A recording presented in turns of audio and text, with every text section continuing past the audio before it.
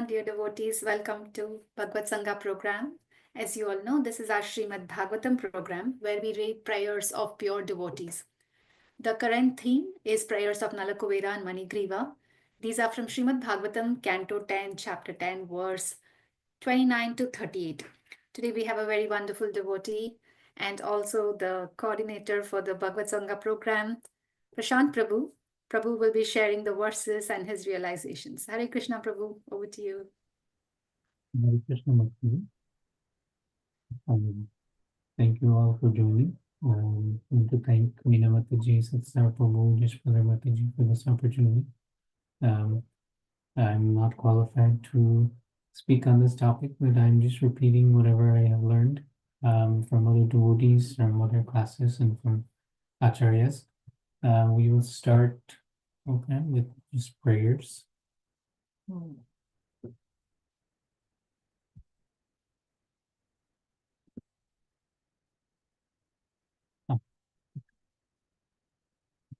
नमो विष्णुपदाय कृष्णपृष्ठाय भूतले श्रीमती भक्तिवेदांत स्वामी नामिने नमस्ते सरस्वती देवी गौरवाणी प्रचारिणे निर्विशेष शून्यवादी पाश्चात्य देशधारिणे. And we are reading from Srimad Bhagavatam, so we will do Srimad Bhagavatam prayers. Om Namo Bhagavate Vasudevaya. Om Namo Bhagavate Vasudevaya. Om Namo Bhagavate Vasudevaya. Narayanam Namaskritya Naram Chaiva Narottamam Devim Saraswatim Vyasam Tato Jayamudidayet Srimvatam Swakata Krishna Punyashravana Kirtana Deyantastu Nabadani Vipnoti Shansatam Nashtapayeshu Abadreshu Nityam Bhagavata Sevaya Bhagavati Uttamastokim Bhakti Bhagavati Naishtaki. Hare Krishna, Krishna Krishna, Hare Ram, Ram Ram. Okay, so devotees, thank you all for joining. Today, like Mataji said, we are covering prayers of Nalakuvara, Srimad Bhagavatam, Canto 10, Chapter 10, verse 29 to 38. The pastime is described in Chapter 10, Canto 10, Chapter 10. It's a very wonderful pastime. I will quickly summarize the story. So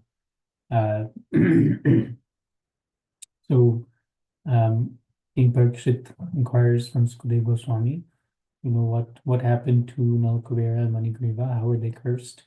How did Narada become angry at him? And then he asks Sukadeva Goswami to describe this. So Sukadeva Goswami explains that both Nalakuvara and Manigriva are sons of Kuvera, and they become too proud and they become too intoxicated. So in their intoxication, they fall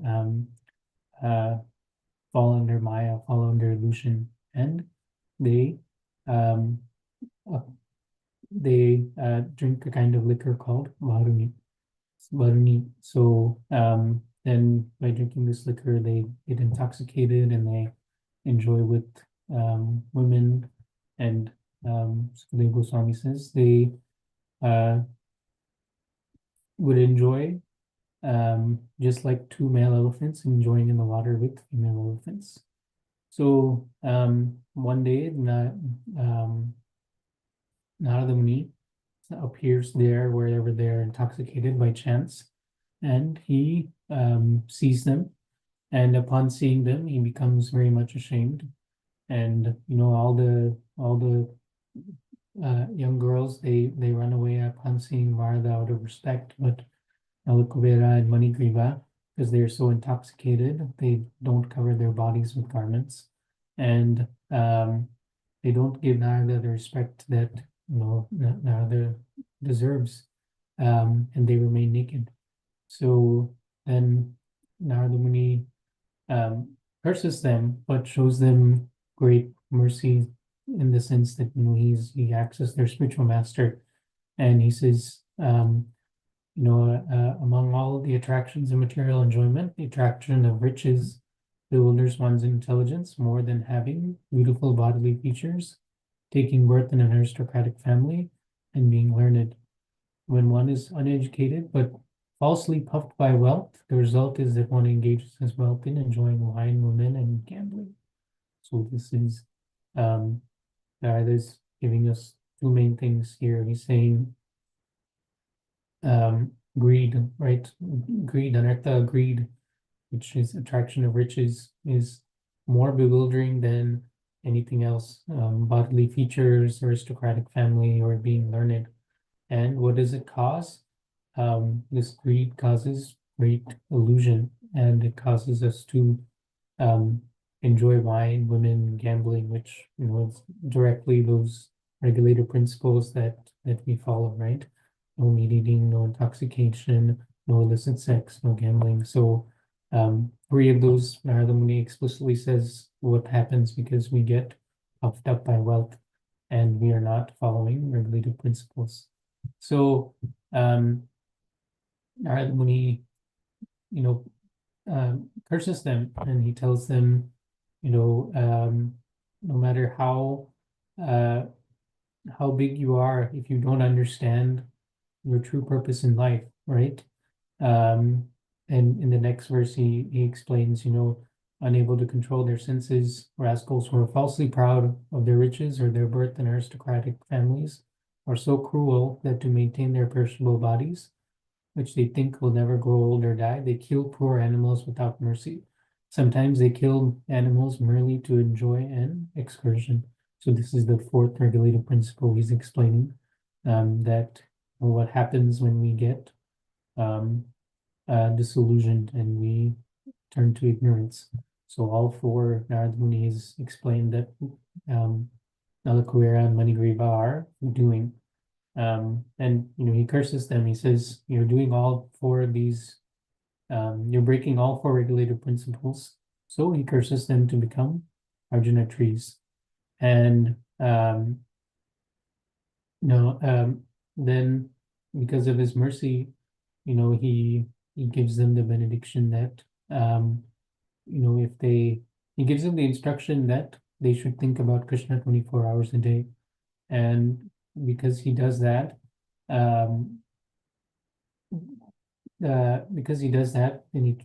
they are turned into trees, and by Narada Muni's mercy, they will be able to remember their past sinful activities.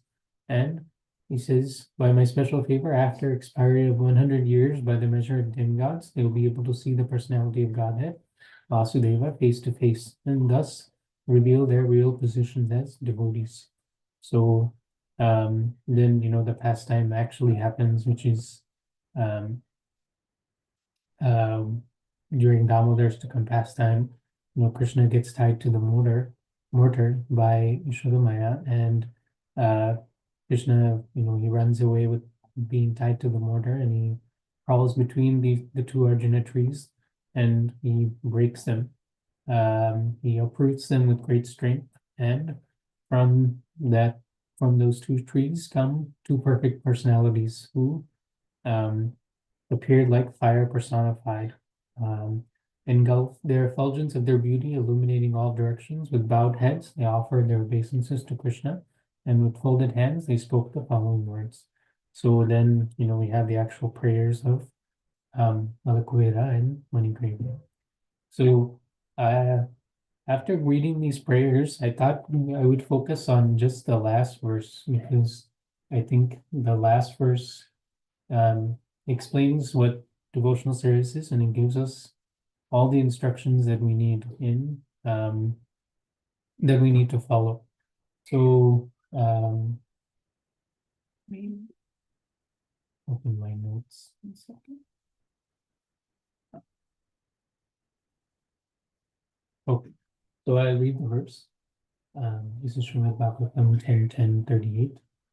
Vani gunano katane shravanu katayam asto cha karmashu manastava padayoraha smrityam sirastava nivasjagat pranane Drishti satam darshane stu bhagavat tanunam.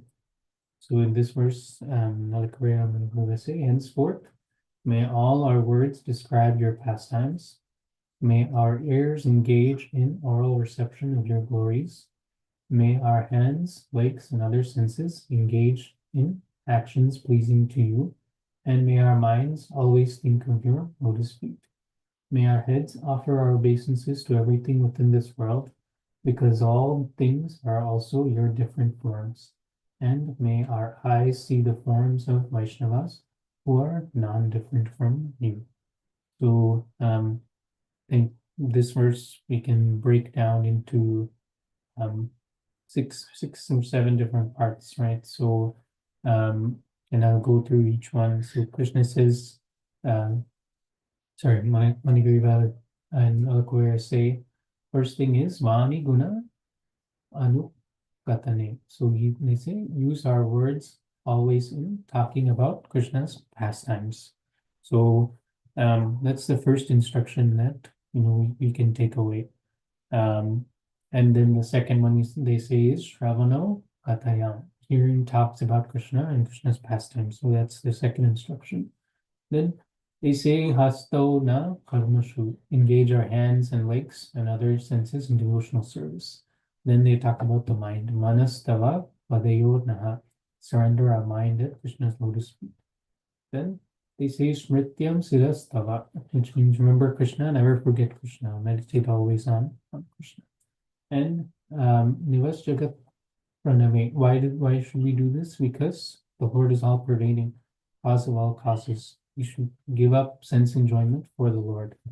And Drishti Satam Darshanaha.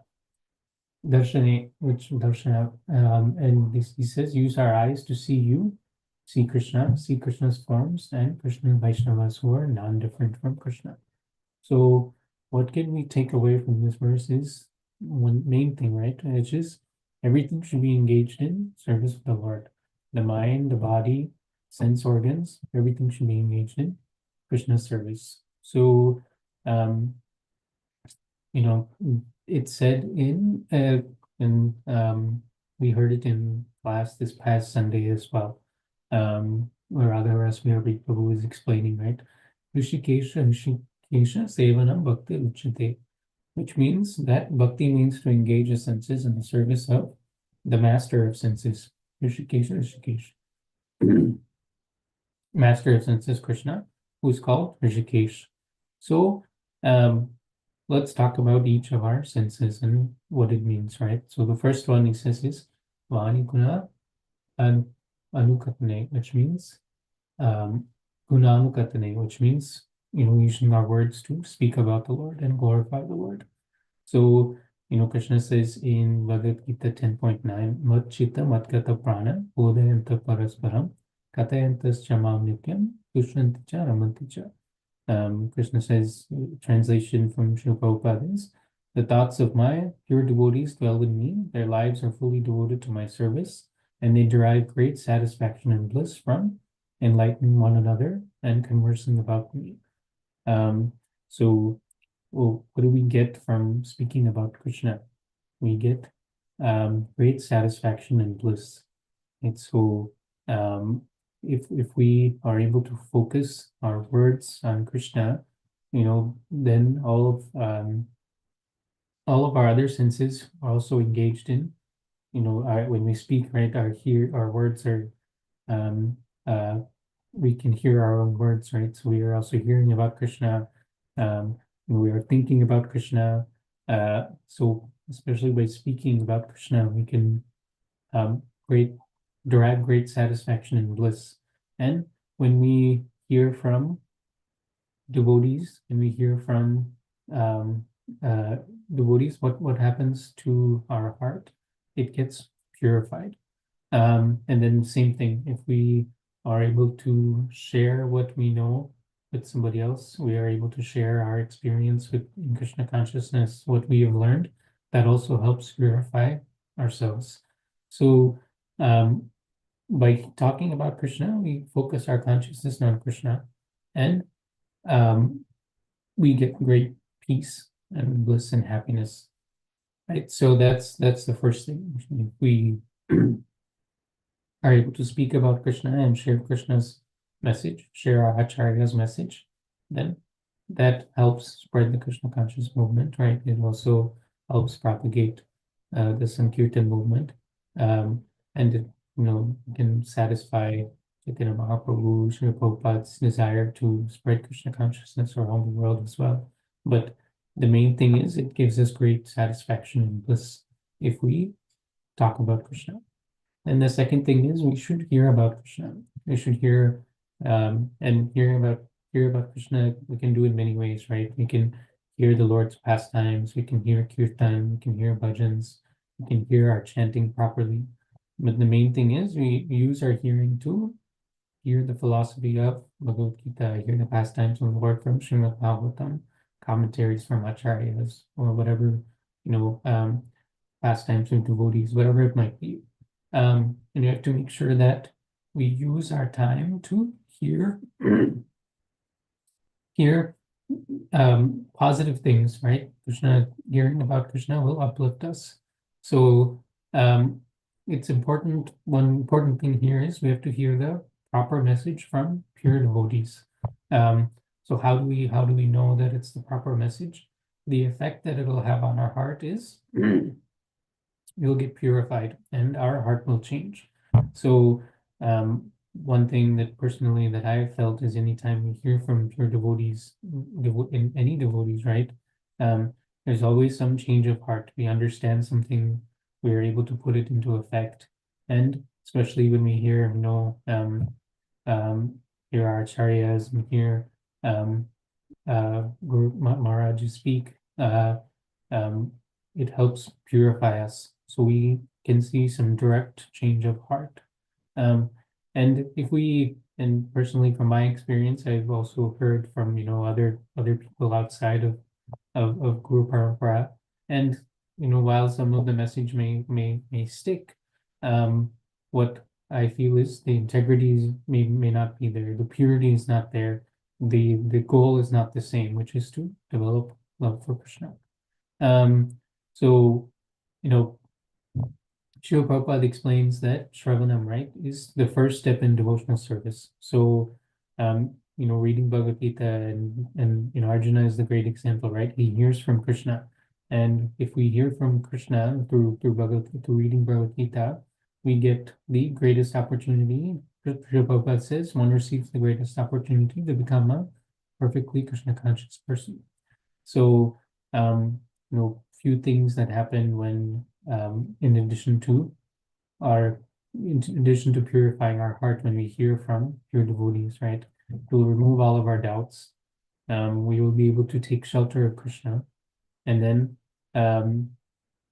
we will be able to focus on Krishna.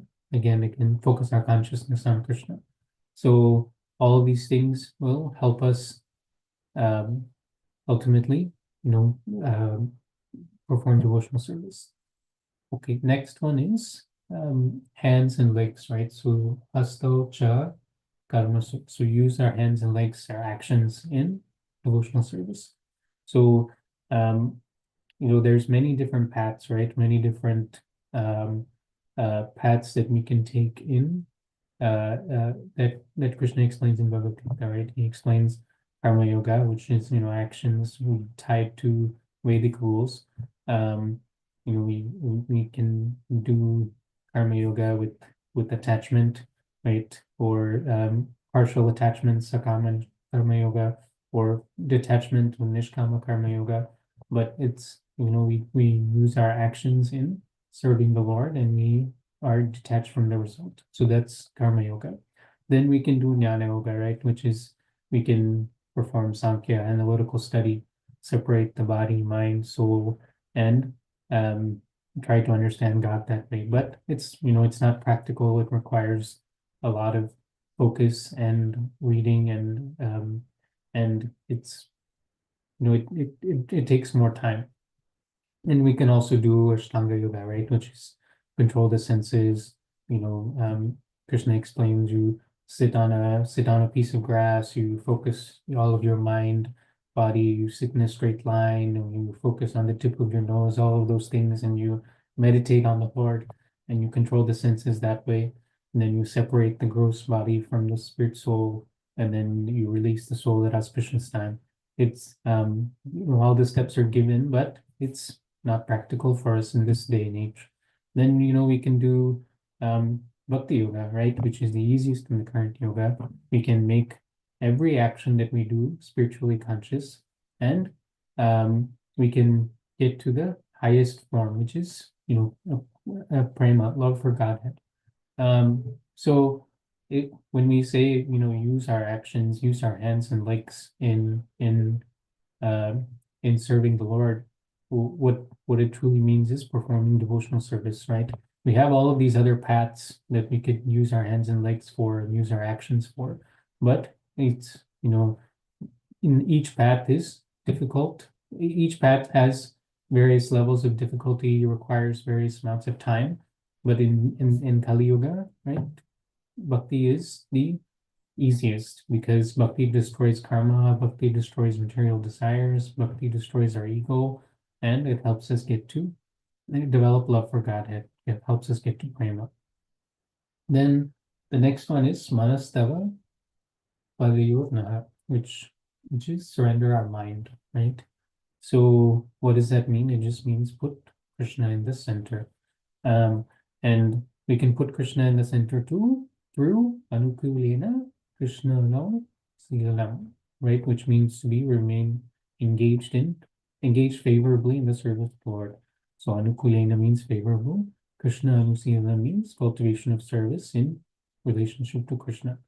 So our acharyas make it very simple for us. They say anukulasya sankalpa or pratikulasya varjanam. Anukulasya means anything that is favorable to devotional service, anything that assists in devotional service, sankalpa, we should accept, right? And pratikulasya, anything that hinders devotional service, we should varjanam, which is complete rejection. So what is the easiest way we can do this? It is through accepting the words and directions of spiritual master, right? We should surrender to a spiritual master, inquire from them submissively, and surrender unto them because they know the path, right? They've seen the path and they can help us get there. So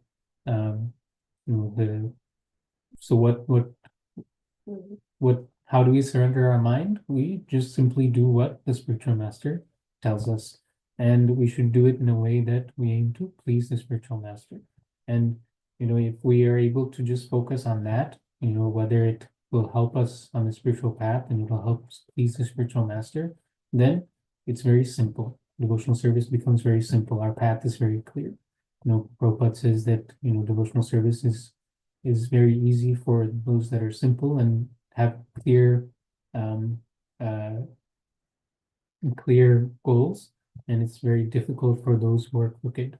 So they, if we try to complicate this and try to find exceptions and try to do what we want to do, then it becomes very difficult for us.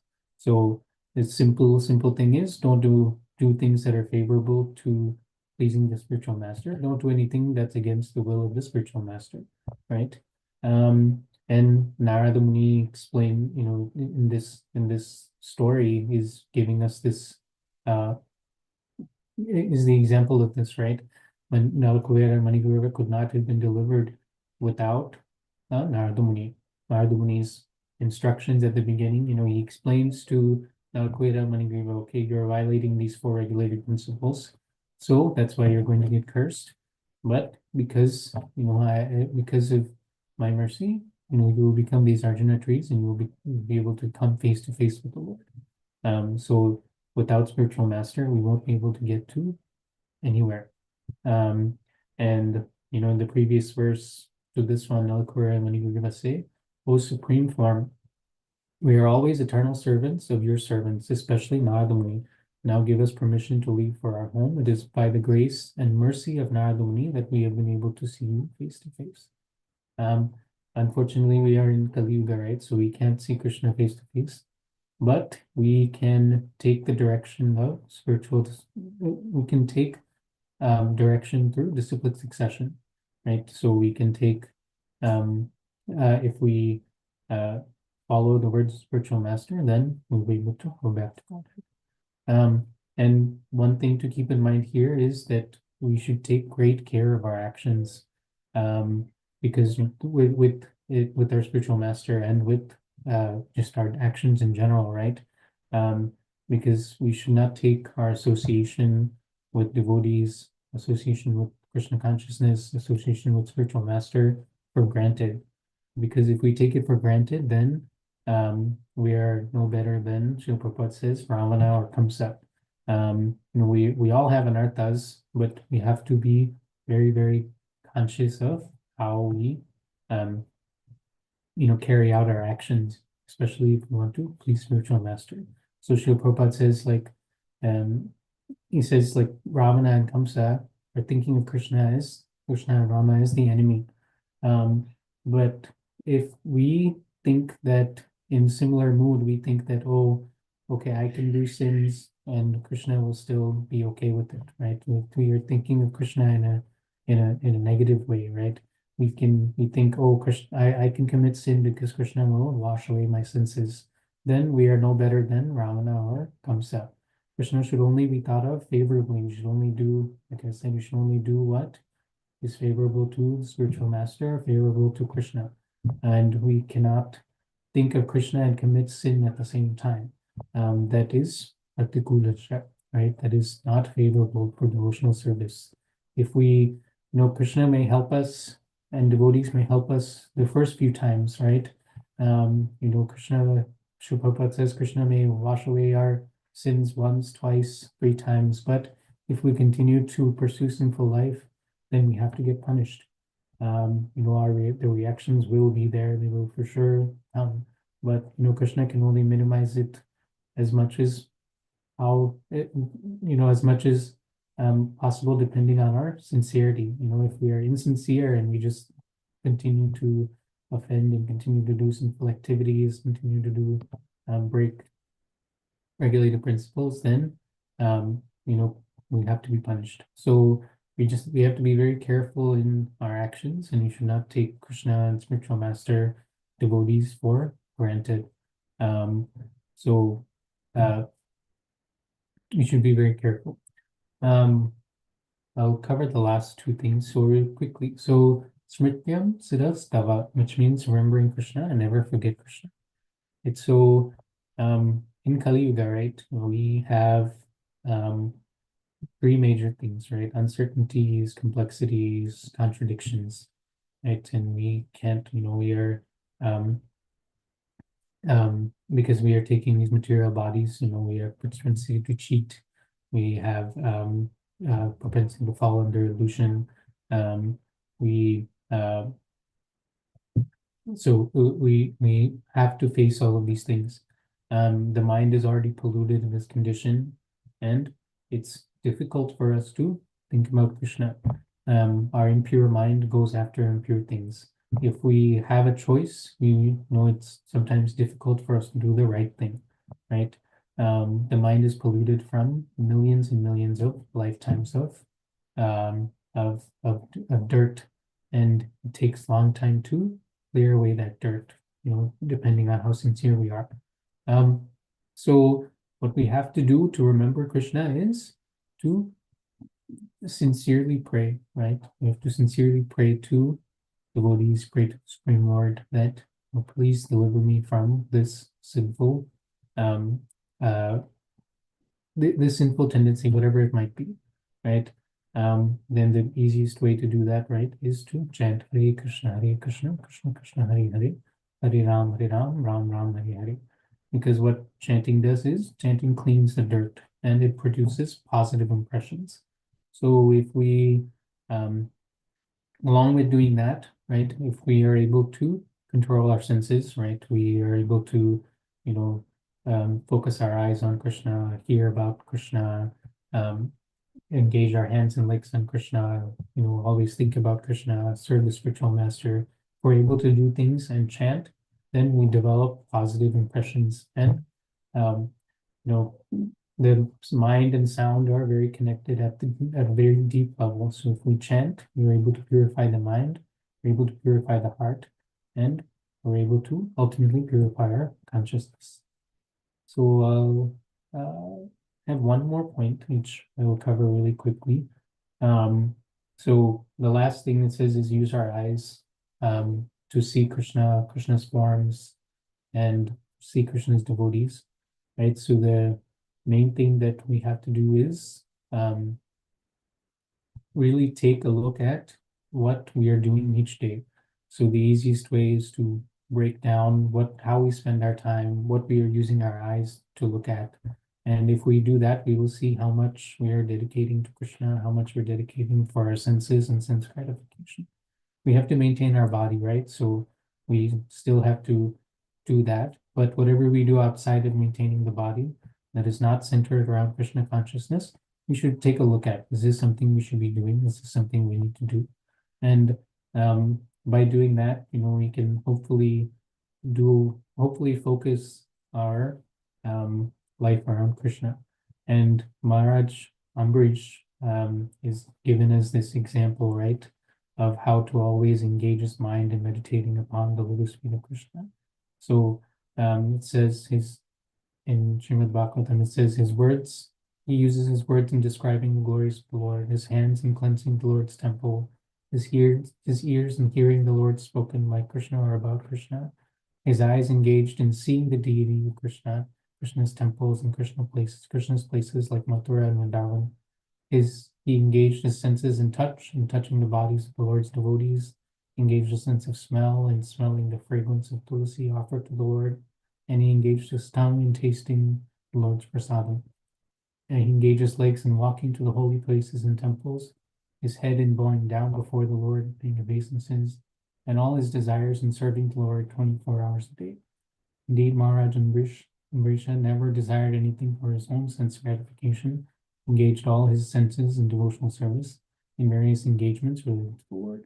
This is the way to increase attachment for the Lord and be completely free of all material desires. So with that, I will end devotees.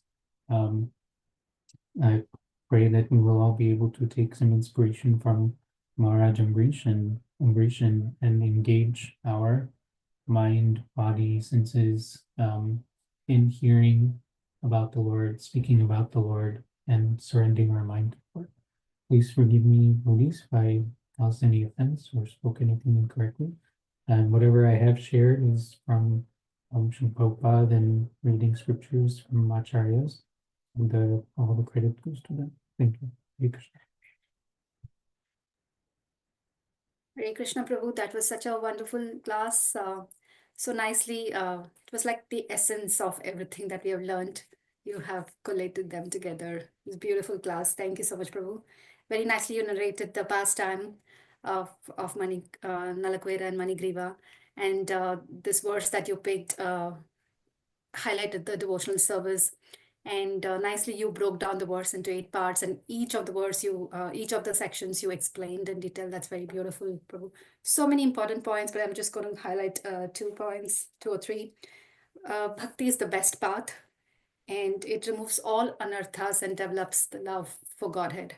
So that's the key. Like, bhakti is the way. There are other paths, but best is the bhakti and the easiest.